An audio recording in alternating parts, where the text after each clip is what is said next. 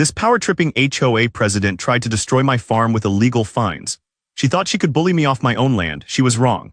Instead of paying her a single cent, I spent millions buying up every property in the neighborhood until I owned the HOA. I didn't just change the rules to save my farm. I handed her a $67,000 fine that completely ruined her entire life. Here is how it happened. Picture this. I'm harvesting tomatoes from my 5-acre property when a certified letter arrives threatening $500 weekly fines for unauthorized agricultural activity. The HOA president actually called my vegetable garden a commercial farming operation that violated community aesthetics. My great-grandfather's original homestead, reduced to an eyesore by someone who moved here 6 months ago. I'm standing there, dirt under my fingernails, holding threats from people who think food comes from grocery stores. Former agriculture consultant here with 30 years experience and enough money saved to make this interesting. What would you do? Pay the fines, abandon the garden, or buy the entire HOA and rewrite every rule they ever made? Drop it below, plus where you're watching from. Let me back up 8 months to when this nightmare started. My name's Frank Dawson, 58-year-old retired agricultural consultant, and I just moved back to my family's original homestead after my father passed.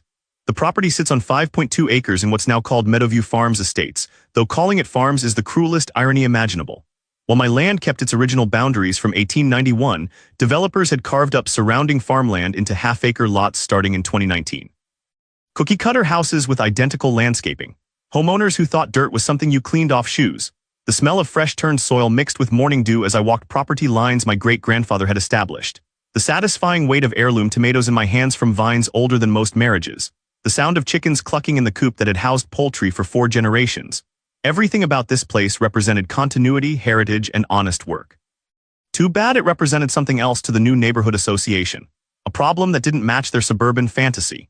Enter Bethany Whitmore, 34-year-old HOA president and self-proclaimed community vision director, yoga pants that cost more than my work boots, driving a Range Rover that had never seen actual range.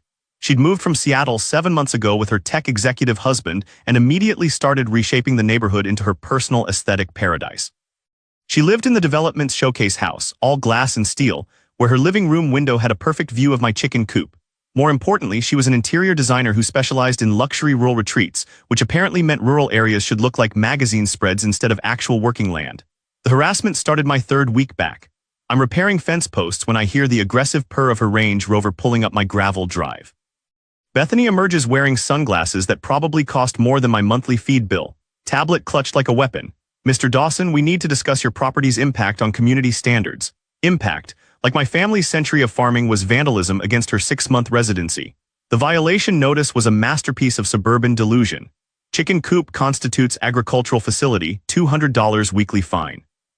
Vegetable garden exceeds ornamental landscaping limits, $150 weekly.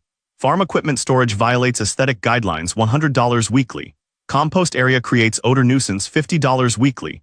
Each infraction carried escalating fines until I transformed working farmland into decorative suburban wasteland. These features existed 130 years before your HOA was founded, I said, holding paper that reeked of expensive printer ink. Legacy properties require compliance documentation filed within 90 days of covenant establishment. Your father never submitted the paperwork in 2020. That smile could have curdled fresh milk. Pay the fines or we'll place a lien on the property. Here's what made my blood pressure spike. I spent that weekend walking Meadowview Estates with my own camera. Bethany's next-door neighbor had an identical vegetable garden. No citations. Her designer friend had decorative chickens in a backyard coop. No fines. 4 newer residents had storage sheds larger than my equipment barn. Somehow those were under review. But my great-grandfather's farmstead that predated paved roads in this county. That was community cancer requiring immediate removal. The subdivision politics became crystal clear at the first HOA meeting I attended. Picture a corporate boardroom where the CEO tolerates no dissent, except the CEO has no actual business experience and unlimited power over your property. 3 original farm families faced constant harassment, while 63 newer properties got exemptions for identical features. We need to maintain property values, Bethany announced from behind her presentation podium like she was delivering a TED Talk. Agricultural aesthetics decrease surrounding home values by 12 to 18% according to market research. That's when I realized what this really was. A systematic campaign to force original landowners to sell to developers who'd subdivide our acreage into more half-acre lots. Properties like mine with enough space for 6 luxury homes. Properties with absolutely perfect views that Bethany's designer clients would pay premium prices to develop. I should have connected those dots sooner. 3 weeks later, Bethany escalated from harassment to total war. I'm feeding chickens when her Range Rover arrives, followed by two other vehicles like some kind of suburban SWAT team. Out step four people with clipboards, cameras, and the aggressive confidence of people who have never actually worked land. "Good morning, Frank," Bethany calls out, waving like we're friends. "Time for your comprehensive agricultural impact assessment." The lead inspector, a sharp-dressed man who introduced himself as Derek from Environmental Compliance, immediately started photographing everything that made my property functional. My chicken coop, my equipment shed, the spacing between my garden rows, even my compost bins that had been producing fertilizer since before his parents were born. "Sir, this chicken facility exceeds residential livestock limits by 400%, Derek announced, counting birds that had every legal right to exist. And this equipment storage violates setback requirements for agricultural machinery," added Inspector Number 2, measuring the barn that had weathered every Michigan winter since Grover Cleveland was president. The smell of chicken feed couldn't mask the stench of manufactured authority. These people were creating violations faster than my hens laid eggs. Bethany supervised from a safe distance, occasionally pointing out areas of concern while her clipboard army did the dirty work. When they finished their documentation assault, she handed me an envelope thick enough to be a phone book. "Congratulations, Frank. You've achieved 31 separate violations. Everything from unauthorized livestock operations to unapproved agricultural structures." Apparently, my weather vane qualified as an unpermitted signage installation. Total weekly fines, $2,340 until corrected, plus $500 in professional assessment fees for the privilege of being harassed on my own family land. 45 days to achieve full compliance, Bethany said, her smile sharp enough to gut a fish. "Otherwise, we file a lien and begin foreclosure proceedings." That's when something my old mentor taught me echoed in my head. When someone's trying this hard to take what's yours, find out what they're really after. He'd been talking about corporate agriculture trying to squeeze out family farms, but the principle seemed relevant here. So that afternoon, I decided to conduct my own investigation. Armed with public records requests and 30 years of experience researching agricultural land use, I started digging into Meadowview Estate's actual legal structure. The results were absolutely fascinating. The HOA covenants filed in 2020 specifically exempted pre-existing agricultural operations from compliance requirements. Section 7, Paragraph 3 stated clearly that properties with documented farming history prior to subdivision development maintained grandfather status for all agricultural activities. Bethany's entire enforcement campaign was based on rules that legally didn't apply to my property, but the real discovery came from county planning records. Bethany's husband, Trevor Whitmore, had filed preliminary development proposals for luxury estate subdivisions on 3 properties. Mine, the Patterson Farm to the south, and the Chen Orchard to the east. All 3 original landowners currently facing aggressive HOA enforcement. The development proposals projected $4.7 million in profits from subdividing our combined acreage into 23 luxury home sites. Bethany's design firm was listed as the exclusive architectural consultant, guaranteeing her $340,000 in fees. This wasn't about community standards. It was about forcing us out so her husband could cash in on development deals while she collected design fees. I spent the next week creating what I privately called the Whitmore Profit Pipeline documentation. Development proposals, HOA violation patterns, financial projections, and a timeline showing how enforcement actions perfectly aligned with preliminary development filings. Then I remembered something from my agriculture consulting days. When corporations try to squeeze out family farms, you don't fight them with lawyers. You fight them by buying enough voting shares to control the board. The same principle applies to HOAs. If you own enough properties, you control the votes. I started researching every property sale in Meadowview Estates over the past year. The market had softened considerably. Several owners who'd overpaid during the pandemic buying frenzy were now underwater on mortgages. 3 properties were in pre-foreclosure. 2 more were listed as desperate sales by investors who'd bought expecting quick flips. My retirement savings from 30 years in agricultural consulting sat in conservative investments earning minimal returns. But those funds could buy enough distressed properties to control HOA voting. I called my financial advisor with a proposal that made her think I'd lost my mind. "Margaret, I need to liquidate everything and buy 7 houses I'll never live in to take over a homeowners association that's trying to steal my farm." Her silence lasted so long I thought the call had dropped. "Frank, that's either the craziest thing I've heard this year or absolutely brilliant. Walk me through the numbers." The math was beautiful in its simplicity. Meadowview Estates had 67 total properties. HOA votes were allocated 1 per property regardless of size. I needed 34 votes to control the board. I already had 1. If I bought 6 distressed properties at an average of $180,000 each, I'd have 7 votes for approximately $1.08 million. Still short of control, but enough to block any major decisions. But here's where it got interesting. The Patterson and Chen families, also facing harassment, represented 2 more votes, If I could convince 3 other sympathetic owners to vote with us, we'd have 12 votes, not majority control but enough to make Bethany's life very difficult. Then Margaret said something that changed everything. Frank, what if instead of buying 6 properties you bought 12? The distressed market means you could probably negotiate bulk purchases. Own 12 properties plus your farm, convince Patterson and Chen to vote with you, and you'd have 15 votes. Still not majority, but you'd be the largest voting bloc by far. I ran the numbers obsessively for 3 days. 12 properties at an average of $170,000 with bulk negotiation discounts meant approximately $2.04 million. My entire retirement savings plus a line of credit against my farm. If this failed, I'd lose everything. But if it worked, I'd own enough of the HOA to rewrite every rule Bethany had weaponized. The smell of coffee mixed with spreadsheet anxiety as I calculated risk factors. The satisfying click of calculator buttons as I modeled different scenarios. The weight of generational responsibility knowing my decision would either save or destroy my family's legacy. Tuesday morning, I called Margaret back. Do it. Liquidate everything and let's start making offers. The real estate agent I hired, Carmen Rodriguez, initially thought I was joking about buying a dozen houses simultaneously. Mr. Dawson, that's not how residential real estate works. You're not Blackstone Capital. When I explained the strategy, her expression shifted from confusion to predatory excitement. This is the most beautifully vindictive real estate play I've seen in 20 years. Let's destroy this woman's power base legally. Carmen identified 14 distressed properties in Meadowview Estates. We made simultaneous lowball offers on all of them, creating a feeding frenzy among desperate sellers. Within 10 days, I'd closed on 11 properties for an average of $165,000 each. Total investment $1.815 million. Combined with my original farm, I now own 12 of 67 properties in Meadowview Estates. I was officially the subdivision's largest landowner and controlled nearly 18% of all HOA votes. But I wasn't done. 3 of the properties I'd purchased were rented to sympathetic tenants who despised Bethany's enforcement campaigns. Under HOA bylaws, property owners could designate tenant representatives to vote on their behalf. With signed proxy agreements, I effectively controlled 15 votes. Patterson and Chen, facing their own harassment, agreed to vote as a block with me. That brought us to 17 votes, over 25% of the total. We still didn't have majority control, but we had enough votes to block any significant decisions and force negotiations.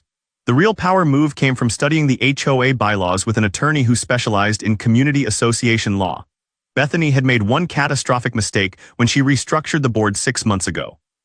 She'd changed the bylaws to allow board recall elections with only 30% of owners petitioning.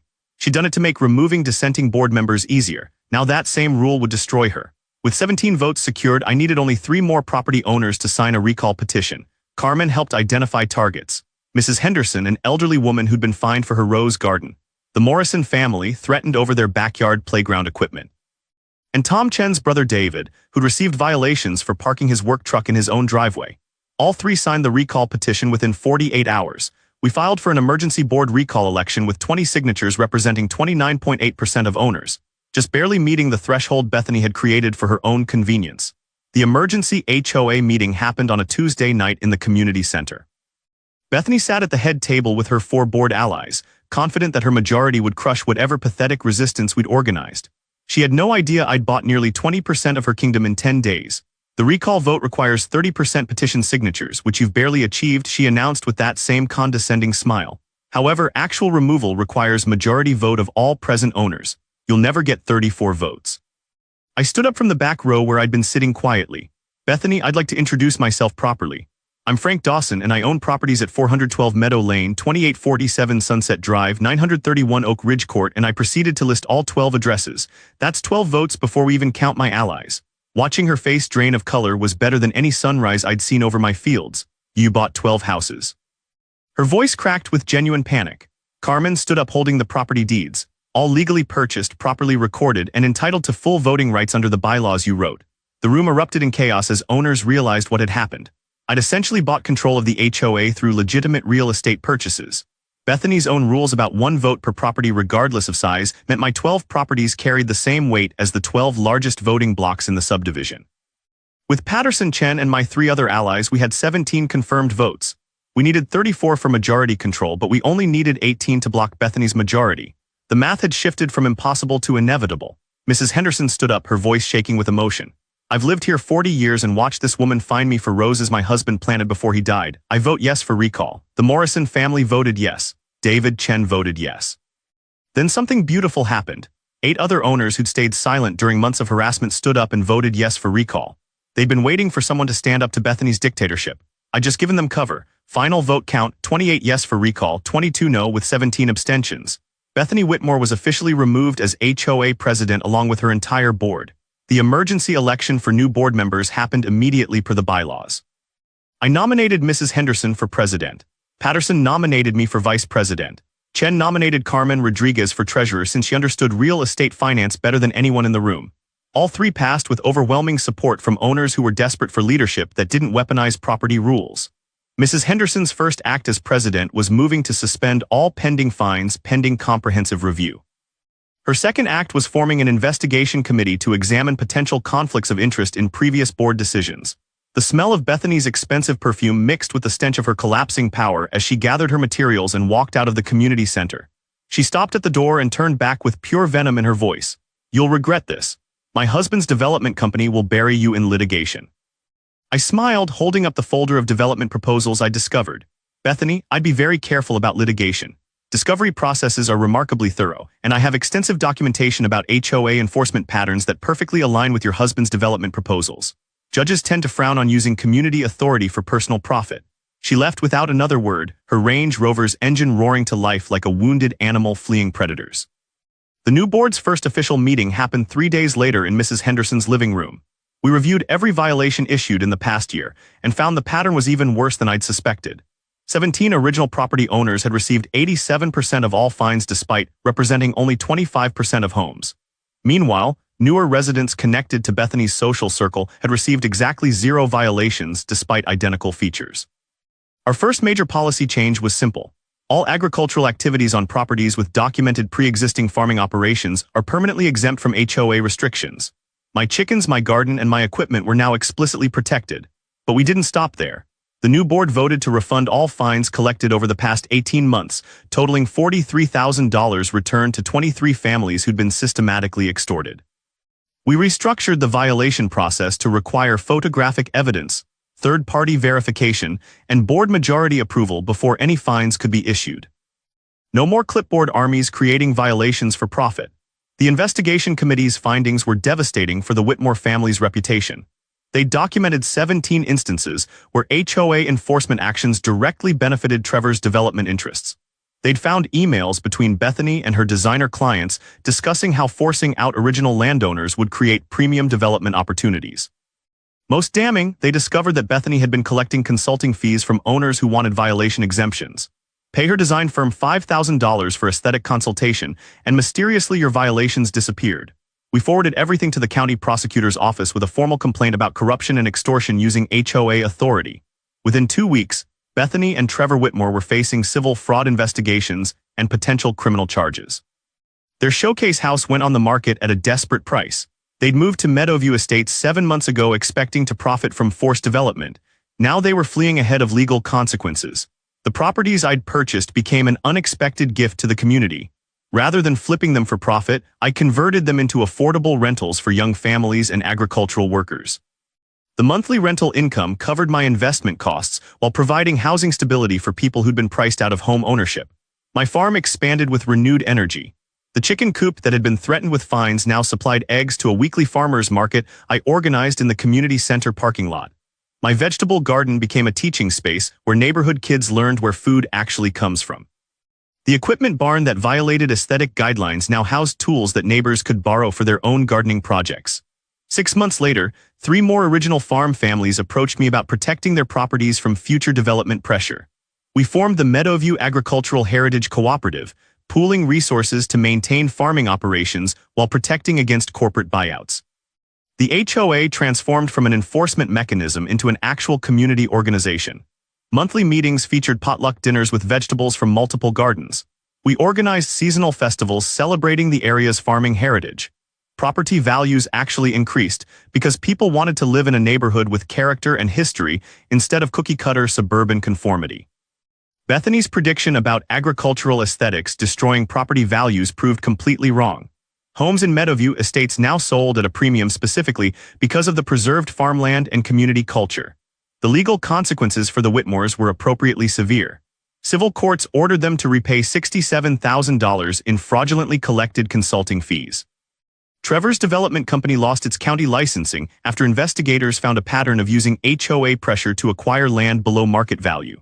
Bethany's interior design business collapsed when clients discovered her ethics involved extorting elderly homeowners. Last I heard, they'd moved to Arizona to start over, leaving behind a cautionary tale about what happens when you weaponize community authority for personal profit. My great-grandfather's farm continues operating exactly as it has for 133 years. The tomatoes still grow in the same soil. The chickens still roost in the same coop. The equipment barn still houses tools that have worked this land for generations. But now it's protected not just by legacy and tradition, but by legal authority and community support.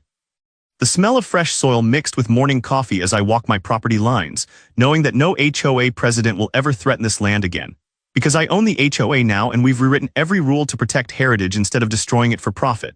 Standing in my garden surrounded by vegetables that my great-grandfather would recognize, I realized the beautiful truth about power. It's not about authority or enforcement. It's about ownership and participation. Bethany tried to use rules to steal what my family built. I used those same rules to protect it permanently. My tomatoes still growing exactly where they belong.